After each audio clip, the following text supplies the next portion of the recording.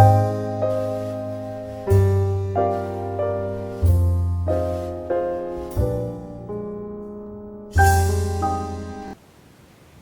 है आप सभी को एक बार फिर से साइंस क्लासेज में। हम आज जो ये वीडियो लेके आए हैं इसका नाम है every science students must know. सभी विज्ञान के बच्चों को ये पता होना चाहिए, चाहे वो 9वीं 10वीं 11वीं या 12वीं क्लास का बच्चा। हम आपको इस वीडियो में कुछ बेसिक चीज़ें बताएंगे और ये बेसिक चीज़ें सबको पता ही होनी चाहिए। तो ये बेसिक चीज़ों में से कुछ टॉपिक हम आपके सामने लेके आए हैं। पहले जो टॉपिक हम ले रहे हैं वो है इलेक्ट्रॉनिक कॉन्फ़िगरेशन, इलेक्ट्रॉनिक विन्यास। तो आइए हम इलेक्ट्रॉनिक विन्यास के बारे में देखते हैं।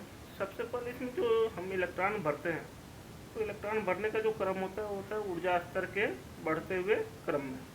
ऊर्जा स्तर कैसे समझेंगे? तो जो हमारे कोष होते हैं उन कोषों में 1 सबसे कम, 2 उससे अधिक, 3 उससे अधिक, 4 उससे अधिक। लेकिन कहीं कहीं पे ऊर्जा स्तर में उपकोष भी शामिल होता है और उसके लिए हम लगाते हैं N+L रूल। तो जो सामान्य चीज़ें होगी तभी हम आपको समझा पाएंगे। तो आइए सीरीज को लिखना सीख लेते हैं कि कैसे श्रेणी बनाते हैं। तो सबसे पहले हम यहाँ पे लिखेंगे 1s, इसके बाद 2s और दूसरे में क्या होता है P, तो 2P। इसके बाद हम लिखेंगे 3s, 3P और 3D। इसके बाद क्या होगा तो 4s, 4P, 4D और 4f। इसके बाद 5s, 5P, 5D, 5f। इसके बाद तो 6s, 6P, 6D और 6f। इसके बाद लिखना चाहें तो लिख सकते हैं 7s, 7P, 7D, 7f। देखिए इलेक्ट्रॉन होते हैं यहाँ पे, दो ही इलेक्ट्रॉन हमने लिख दिया सब जगह पे। 3 या अधिक से अधिक 6 इलेक्ट्रॉन भरे जा सकते हैं, तो 6 भर दिया हमने। और इसके बाद हमारे पास जो है डी, इसमें अधिक से अधिक 10 इलेक्ट्रॉन हो सकते हैं, तो हमने यहाँ पे रख दिया 10। एफ में हमें पता है 14, तो हमने क्या कर दिया 14 इलेक्ट्रॉन रख दिया। तो 2, 6, 10, 14 तो हो गया हमारा इलेक्ट्रॉनों की संख्या एस पी डी एफ में। अब इन ऑर्बिटलों के बाद जो कोष में उपकोष, या हम इसको ऐसे समझ सकते हैं कि हमारे पास मान लीजिए कोई एक कोष है N, इसके साथ लगा हुआ है उपकोष L और इसके इलेक्ट्रॉन की संख्या है x। N-L-X के फॉर्म में लिखते हैं इसको। और यहाँ पे जो हम रूल लगाएंगे N+L, तो लगाते कब 4s और 3D के लिए लगाते हैं, या जब भी हमारा इलेक्ट्रॉन 3 में ना जाके 4 में चला जाता है और उसके बाद से कोई उससे कम वाला आता है, तो N+L रूल वहाँ पे देखते हैं। आइए सबसे पहले इलेक्ट्रॉन कम ऊर्जा स्तर में सबसे पहले हमने भर दिया 1s में। इसके बाद हमने इलेक्ट्रॉन भरा 2s में, उसके बाद 2p, 3s, 3p, 4s, 3d10, 4p6, 5s, 2, 4d10, 5p6, 6s, 2, 4s, 14, 5d, 6p और 7s, 2। तो ऐसे हम इलेक्ट्रॉन भरते हैं। सबसे कम ऊर्जा स्तर, उससे अधिक, उससे अधिक, उससे ऐसे करते हुए भरते चले जाते हैं। भरने के बाद क्या करेंगे तो इसकी एक सीरीज बनाएंगे। सीरीज कैसे बनाते हैं तो मान लीजिए सबसे पहले हमारे पास आ गया 1s2। सबसे पहले हमारे पास क्या आ गया 1s2। इसके बाद तो 1s2 के बाद 2s2, 2s2 के बाद क्या आ रहा है तो 2p6, 2p6 से इलेक्ट्रॉन कहाँ जा रहा है 3s2 में, तो हम क्या करेंगे 3s2।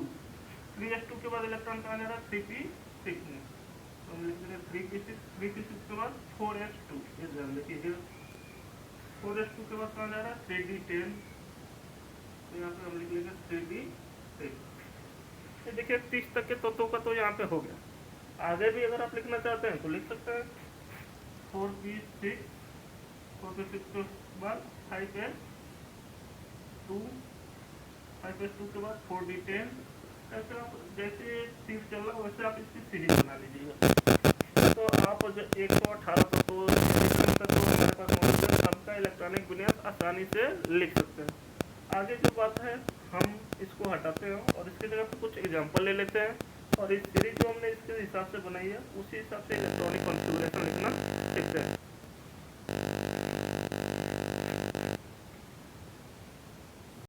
तो चलिए देखते हैं कुछ तत्वों के एग्जाम्पल लेके। और ये एग्जाम्पल क्या होंगे, तो मान लीजिए दो तत्वों का जो नॉर्मल लिखा जाता है वो लिखेंगे, और कुछ दो तत्व ऐसे लिखेंगे जो अपवाद के तौर पे आते हैं। तो आइए सीखते हैं इलेक्ट्रॉनिक विन्यास लिखना इस सीरीज के हिसाब से। तो हम यहाँ पे इलेक्ट्रॉनिक विन्यास लिखेंगे। मान लीजिए पहला एक तत्व हमने ले लिया आर्गन, जिसका परमाणु क्रमांक होता है 18।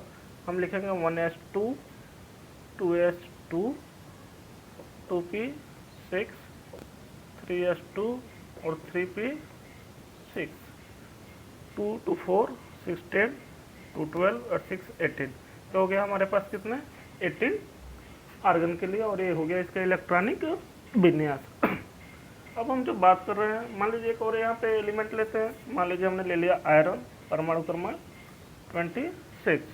इलेक्ट्रॉनिक विन्यास लिखना है तो सेम, अगर इस पे गिनती करना चाहें तो काउंट यहाँ कर सकते हैं, या अगर आप चाहते हैं कि अलग से लिख के देखें तो लिख लीजिए 1s2 2s2 2p6 3s2 3p6 और इसके बाद 4s2 20 हो गया, और उसके बाद 3d6 तो हो गया हमारा 26।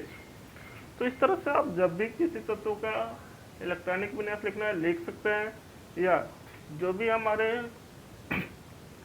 नोबेल गैसेज होती हैं या तो उसको लिख लो, और उसके बाद जितनी काउंट में कमी आती है तो उसके आगे लिख सकते हैं। तो अगर यहाँ तक हमारा 18 हो रहा है तो हम इतना का हटा के लिख सकते हैं आर्गन 4s2 और 3d6, वो भी एक इलेक्ट्रॉनिक विन्यास होता है। इसके अलावा देखते हैं कुछ अपवाद के तौर पे जो होते हैं। तो सबसे पहले हम बात कर लेते हैं यहाँ पे क्रोमियम की, परमाणु क्रमांक 24। तो देखिए क्रोमियम में क्या होता है, क्यों अपवाद होता है। तो अगर इसका इलेक्ट्रॉनिक विन्यास लिखे तो 1s2 2s2 2p6 3s2 3p6 4s2 और ये हो गया 3d4। काउंट कर सकते हैं आप, 24 ही होगा। लेकिन अगर बात करें डी ऑर्बिटल में 4 इलेक्ट्रॉन हैं, डी कोष के 4 इलेक्ट्रॉन मौजूद है, लेकिन हमें पता है डी में 5 ऑर्बिटल होते हैं और प्रत्येक ऑर्बिटल में 2 इलेक्ट्रॉन रह सकते हैं। अब यहाँ पे 4 इलेक्ट्रॉन है, अगर एक इलेक्ट्रॉन यहाँ से चला जाए तो ये ज़्यादा अस्थायी हो जाएगा। तो अस्थायित्व के क्रम में देखते हैं, तो यहाँ से एक इलेक्ट्रॉन यहाँ चला जाता है तो क्या होगा, तो 1s2 2s2 2p6 3s2 3p6, इसके बाद से हमारा हो जाएगा 4s2। यहाँ से एक इलेक्ट्रॉन हटाएंगे और ये चला जाएगा किसमें, 3d5। बहुत ही आसान सी चीज़ है, आप इसको समझ सकते हैं कि जो डी है इस समय 5 ऑर्बिटल होते हैं और पांचों में क्या हुआ, एक एक इलेक्ट्रॉन हमारा चला गया।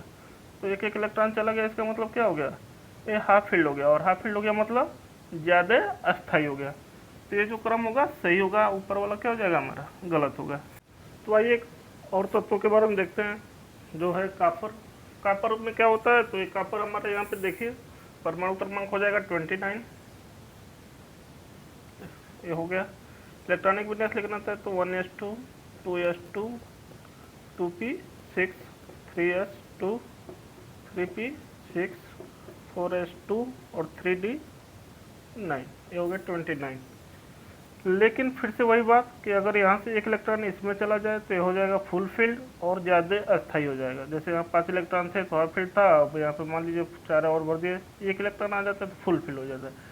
तो क्या करते हैं, यस का एक इलेक्ट्रॉन निकाल के यहाँ पे रख देते हैं, तो 3d10 हो जाता है और ये हो जाता है 4s1। तो क्या होगा इलेक्ट्रॉनिक विन्यास फाइनल जो हमारा होगा अस्थायी के क्रम में 1s2 2s2 2p6 3s2 3p6 4s, एक इलेक्ट्रॉन चला गया और यहाँ पर हो गया 3d10, हो गया फुल फील्ड। ये हो जाएगा हमारा इलेक्ट्रॉनिक विन्यास।